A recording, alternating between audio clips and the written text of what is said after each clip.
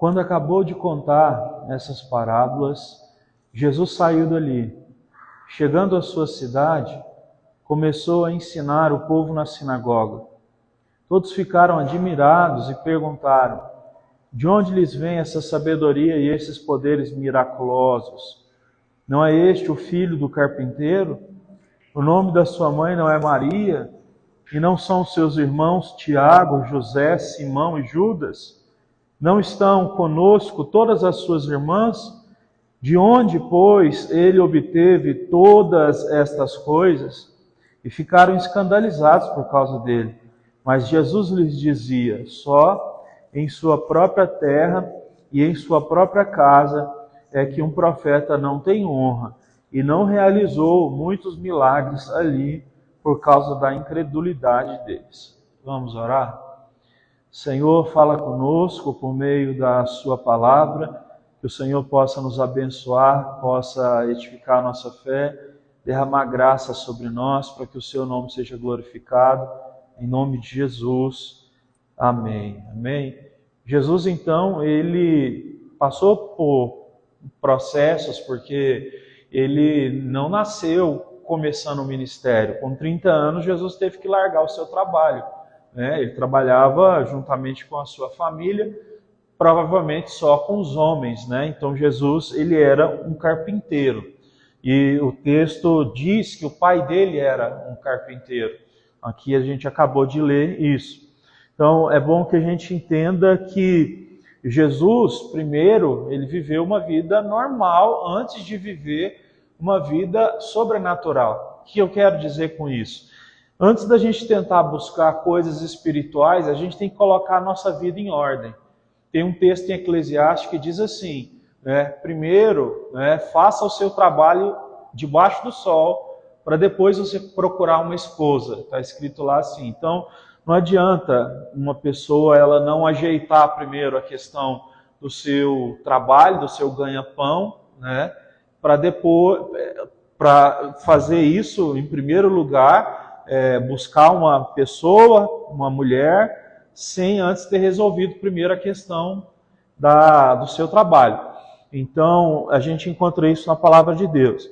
Agora, veja bem, o Senhor Jesus Cristo ele estava ensinando por meio de parábolas ali em um local. E tem várias parábolas que às vezes a gente nem sabe que elas existem.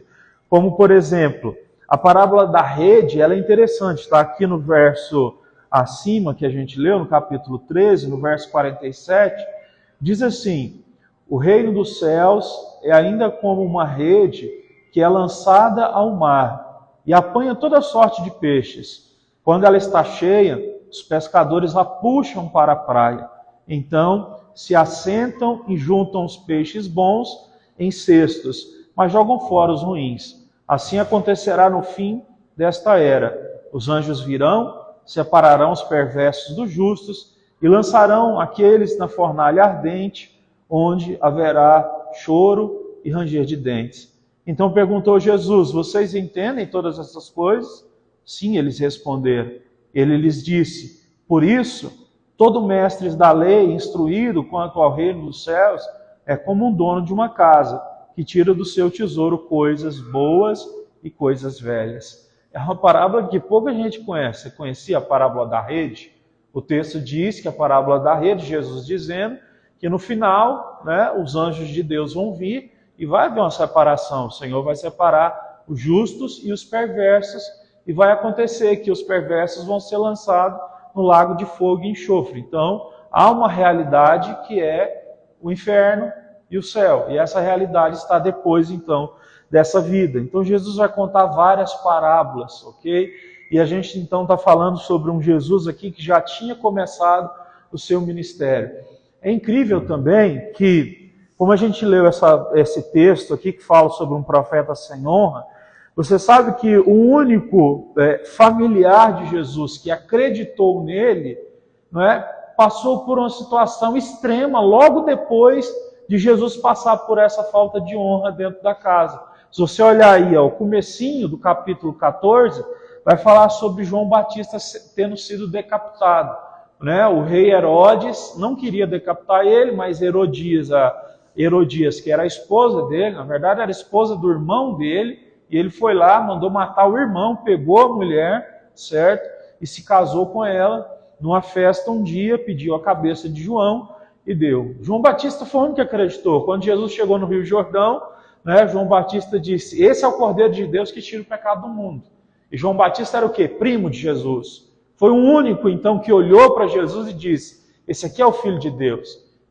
Na vida desse homem aqui está a salvação. Ele é o caminho, a verdade e a vida. João Batista foi o único que disse isso. Então veja o que a mãe dele e os irmãos falaram quando Jesus largou o seu trabalho para seguir essa caminhada do seu ministério terreno. No capítulo 12, versículo 46, diz assim, falava ainda Jesus à multidão, quando a sua mãe e os seus irmãos chegaram do lado de fora, querendo falar com ele. Alguém lhe disse, tua mãe e os teus irmãos estão lá fora e querem falar contigo. E Jesus disse, quem é a minha mãe e quem são os meus irmãos? Perguntou ele. E estendendo a mão para os discípulos, ele disse, aqui estão a minha mãe e os meus irmãos, pois quem faz a vontade do meu Pai, que está nos céus, este é o meu irmão, a minha irmã e a minha mãe. Então veja, o próprio Senhor Jesus, ele foi chamado de louco também pela sua mãe. Se você olhar também no livro de Marcos, no comecinho, capítulo 1 e 2, a mãe de Jesus, Maria, ela chama os irmãos de Jesus e diz, vamos buscar ele porque ele está louco. Porque Jesus, ele larga uma vida inteira, como carpinteiro, para do nada começar a falar para as pessoas na rua. E a mãe dele diz, vamos buscar ele porque ele está louco. Aqui então, quando ele volta para a terra dele, em Nazaré, onde ele cresceu, o texto que nós lemos diz que as pessoas não conseguiam acreditar nele. Por quê? Porque ele tinha crescido lá e as pessoas diziam, mas ele é filho de Maria, com José, o carpinteiro.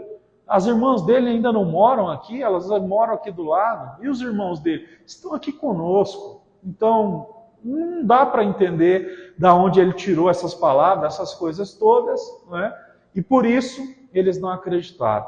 Então, eu não quero rodear muito hoje, mas eu quero dizer uma coisa.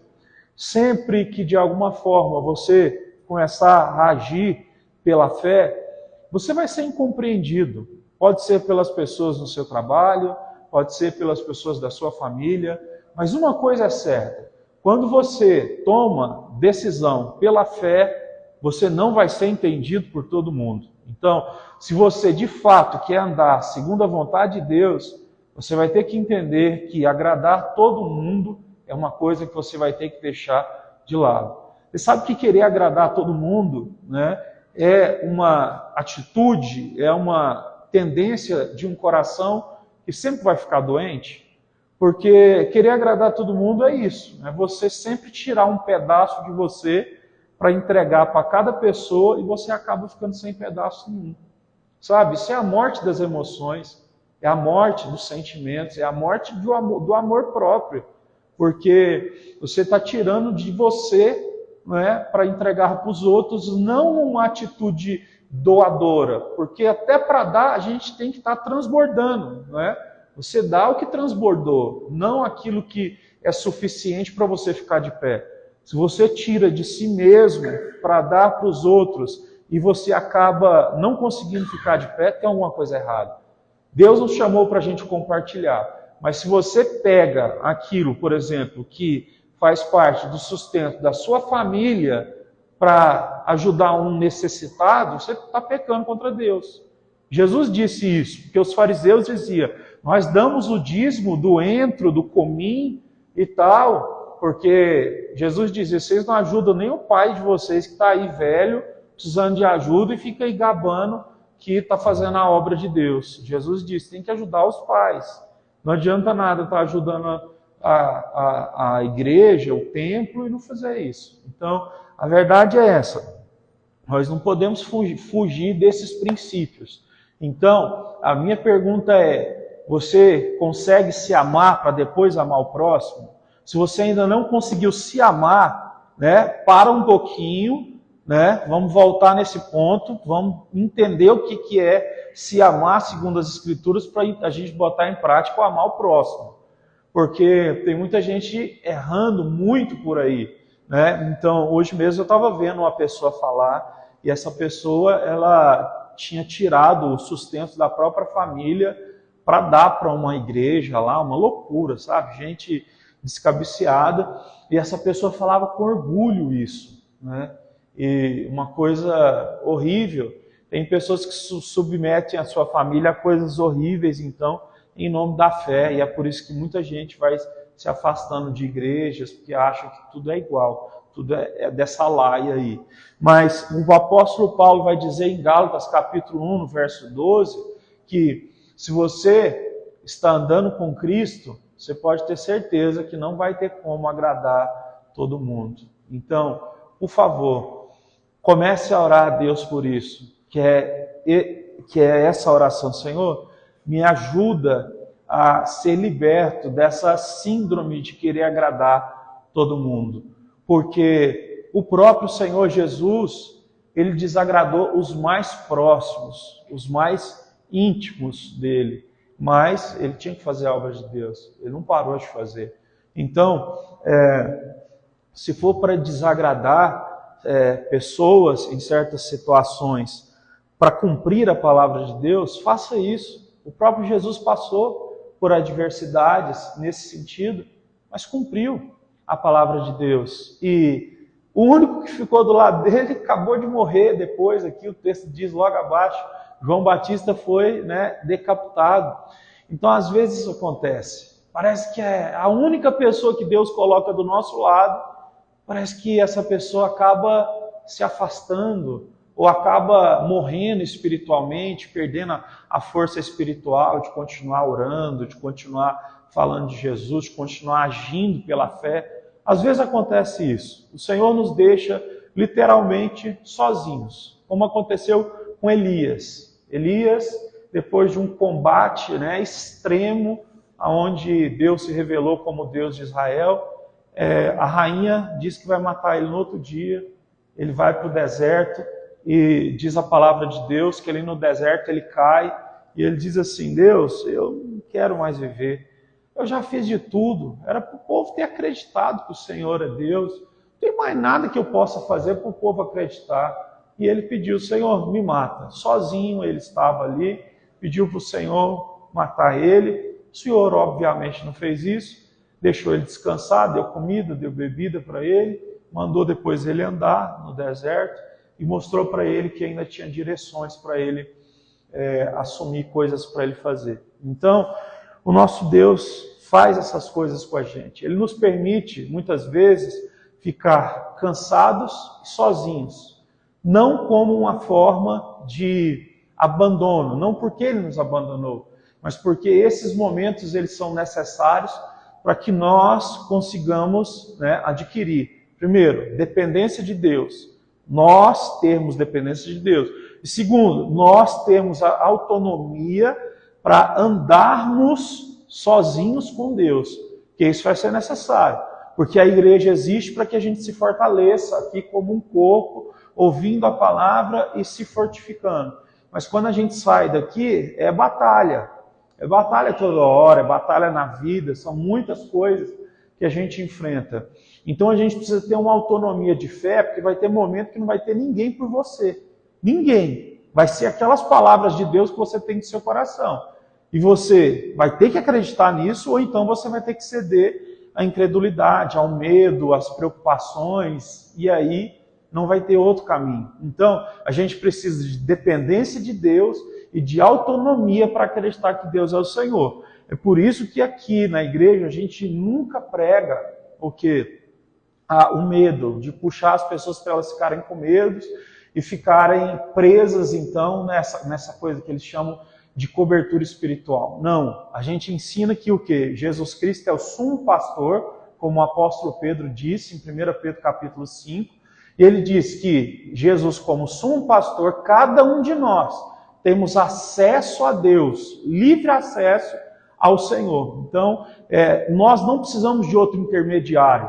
A gente não precisa, por exemplo, passar por alguém, confessar os nossos pecados para Deus então nos ouvir, entende? Nós sabemos que Deus é o que está conosco, que Jesus é o nosso caminho, e a gente pode orar diretamente a Ele, por exemplo, na nossa casa, a gente pode orar diretamente a Deus, porque Ele está ali e Ele vai nos ouvir, Ele vai nos atender. Então, autonomia, dependência de Deus, isso é fundamental, isso é necessário. Para a gente chegar na reta final, como eu disse, eu não quero demorar muito nesse dia de hoje, o Senhor Jesus, mesmo não tendo honra, o texto diz que Ele foi na terra dele e foi na sinagoga e falou as palavras de Deus. Então, mesmo nos lugares que você já sabe que não vai ter vamos dizer assim, uma frutificação ou vai ter as decisões que você espera da parte das outras pessoas, mesmo assim nós somos chamados para continuar jogando as sementes. Somos chamados para continuar semeando sem parar. Foi assim que Jesus fez. Mesmo sabendo que ele não teria honra, ele foi lá. Por quê? Porque ninguém poderia depois chegar diante de Deus e falar: Deus, a gente nunca ouviu falar do Evangelho. Jesus passou por lá. Jesus passou por lá. Então, é necessário que a gente passe por todas as áreas da nossa vida, certo? Agindo pela fé, mesmo que em algumas situações você diga assim, aqui não vale a pena. Não, mas tem que ser feito. Tem que ser feito ali também. Então, por favor, entenda isso, né? No mundo espiritual existem batalhas. E essas batalhas, elas acontecem muitas vezes no campo familiar. E no campo familiar, muitas pessoas, quando elas são tocadas nesse campo, elas começam a perder a fé, né? Elas começam simplesmente a cair, a desistir, parar de acreditar em Deus, e elas vivem um sofrimento ali imenso naquilo, imenso, né? A ponto de não conseguir orar mais, a ponto de não conseguir crer mais. Então a pessoa começa a passar por muita luta na família, problemas financeiros, problemas com os filhos, problemas de várias ordens diferentes, né? E essa pessoa já nem fala mais de Cristo para quem está dando trabalho, porque já deu tanto trabalho que o coração já está tão desgostoso da vida que a pessoa abandona, sabe? Fala, seja o que Deus quiser, vamos deixar isso aí para Deus agir. Então, a gente começa a agir dessa forma, a gente deixa a nossa fé de lado, e esse texto aqui mostra para nós que o Senhor Jesus, mesmo a mãe dele foi lá. Se imagina essa palavra aqui, e Jesus está pregando lá, imagina, tem um monte de gente, é o que o texto está dizendo, na frente dele. E aí a mãe dele e os irmãos chegam e dizem assim, quero falar com ele, manda ele parar de pregar. E aí foram lá em Jesus e falou, Jesus, sua mãe e seus irmãos estão aí. E aí Jesus levanta e diz assim, quem são a minha mãe e os meus irmãos? A minha mãe e os meus irmãos, eles estão aqui, ouvindo a palavra. Porque é mais importante crer na palavra de Deus do que ter vínculo sanguíneo, certo? Com o próprio Jesus. E não é diferente na nossa vida. É mais importante que alguém que você conheça creia em Deus do que fique do seu lado em uma espécie de amizade que dura para sempre. Tem muitas pessoas que têm esses negócios. Ah, não, eu nunca vou abandonar essa amizade aqui é para a vida inteira. Olha, você pode ter amizade que é para a vida inteira. Se você não falar de Cristo para essa pessoa, a verdade é que você não é um amigo de verdade. Porque os amigos de verdade nos empurram para perto de Deus. Eles falam do Evangelho para nós. Não é? Então, às vezes, por exemplo, um pai ou uma mãe, ele ama o filho, certo? Quando ele diz não. Quando ele diz não para alguma coisa e prega a palavra. Não é? A palavra de Deus pode ser considerada retrógrada, mas ela é a verdade. Ela continua sendo a verdade absoluta. Então, eu deixo essa mensagem para nós. Que a mensagem é, quando você vai agir pela fé, problemas vão começar a acontecer. Mas não pense que esses problemas são frutos de algum erro da sua parte. Esses problemas aconteceram com Jesus, com os profetas, com os apóstolos. Você precisa ter a consciência de que eu falei, de que você está dependendo de Deus de verdade, que a sua vida está em ordem, não é? O Senhor Jesus, como eu falei, ele deixou tudo em ordem na carpintaria e foi embora, porque ele foi começar o ministério dele. Com 30 anos, Jesus começou o ministério. E também a condição de você ter autonomia espiritual, porque quando você estiver numa situação que ninguém pode te dar um conselho, ninguém pode estender a mão para você, ninguém pode fazer uma oração por você, você vai ter que fazer igual Davi falou, né? Guardei a palavra do Senhor no meu coração para não pecar contra ele. Então você vai ter que ter uma palavra guardada aí dentro. Então que Deus possa ajudar a mim e a você, porque eu tenho certeza que nós vamos vencer, porque essa palavra aqui é uma palavra que, né, o Senhor Jesus está dizendo assim, olha, toma a batata, né? Você estava o quê? Jogando para ele a batata. Oh Deus, me ajuda no meio dessa dificuldade, dessa aflição, no casamento, no trabalho, com os filhos, né? Aí Deus está dizendo assim para você, pega, que você tem que pegar. Pega essa condição de parar de tentar agradar todo mundo, pega essa condição de que você é dependente de mim, pega essa condição de que você tem autonomia para falar do meu nome, para falar da minha palavra. Se você fez isso, você lançou a semente e você traz de novo a responsabilidade para as mãos de Deus. E a vida cristã basicamente é isso. Deus vai lá e coloca a batata nas próprias mãos dele, resolve o problema, depois coloca na nossa. Aí a gente faz o que tem que fazer, depois a gente põe de novo na mão de Deus. Depois ele traz para dele e é assim que funciona. É assim que a Bíblia ensina. Então, vamos nos colocar de pé e orar por isso? Né? Um pregador, Charles Spurgeon, ele diz assim, trabalhe como se tudo dependesse de você. Mas, né, quando você for dormir, durma em paz, sabendo que tudo depende de Deus. Então, quando for para fazer, faça com toda a força. Quando for para esperar e crer, faça isso com toda a tranquilidade do seu coração, porque não depende da sua mão nem da minha, depende da mão de Deus. Amém? Vamos orar? Senhor nosso Deus e Pai, em nome de Jesus, nós pedimos a Ti que o Senhor possa trazer ao nosso coração hoje essa graça, tira de nós essa incapacidade de nos amar, porque quantas vezes, ó Deus, nós temos nos desgastado tentando amar o próximo, sem com que nós consigamos amar a nós mesmos. É a síndrome de querer agradar a todo mundo. Eu te peço, Senhor, que o Senhor possa nos ajudar, para que a gente possa entender que, sim, nós queremos o bem de todos à nossa volta, mas às vezes as coisas não vão ficar do jeito que a gente planejou. Às vezes o resultado das nossas ações podem desagradar amigos que nós temos, familiares que nós temos, mas o importante é entender que nós estamos dando o nosso melhor para Ti. Porque, em primeiro lugar, a gente precisa depender do Senhor e da Sua palavra. Nós precisamos fazer isso.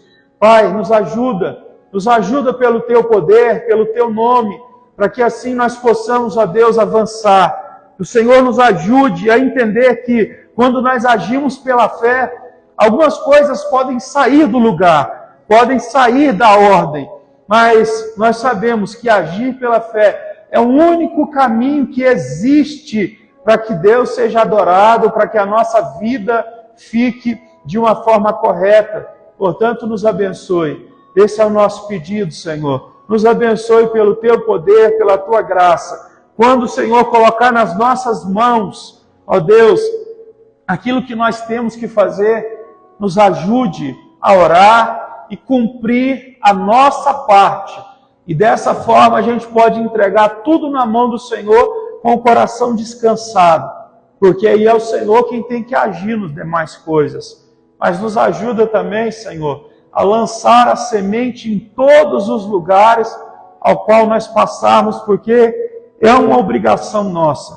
É uma obrigação nossa não desistir das pessoas que estão ao nosso lado.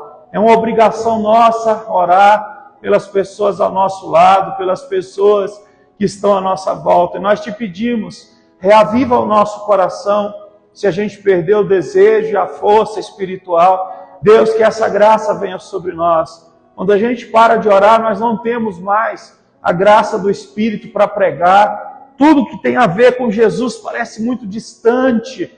mas nós queremos nos aproximar de Ti. Quando nós paramos de orar, tudo que tem a ver com oração se torna distante, tudo que tem a ver com leitura da palavra se torna muito distante. Mas nós Te pedimos nessa noite, Senhor, que mais uma vez o Senhor acenda a chama no nosso coração. Como disse o profeta Abacuque, Senhor, aviva a obra, aviva a Tua obra no meio dos anos, notifica ela, Senhor. Coloca a Tua mão mostrando que é o Senhor quem trouxe o avivar nos nossos corações. Como está escrito na Tua santa palavra, Senhor, que o Senhor possa visitar o nosso coração. O Senhor que é aquele que bate na porta, que o nosso coração esteja escancarado para que o Senhor entre e mexa em todos os meandros do nosso ser. Abençoe, Senhor Deus, o nosso espírito. Abençoe, Senhor Deus, o nosso corpo. Abençoa, Senhor Deus, os nossos sentimentos, os nossos pensamentos, para a glória do Senhor. Faça isso, aceita a nossa oração e o nosso cantar a Ti nesse momento. No nome de Jesus, vamos cantar uma música. Não preciso ser reconhecido por ninguém. A minha glória é fazer com que e que diminuarei eu, para que tu cresças, Senhor, mais e mais.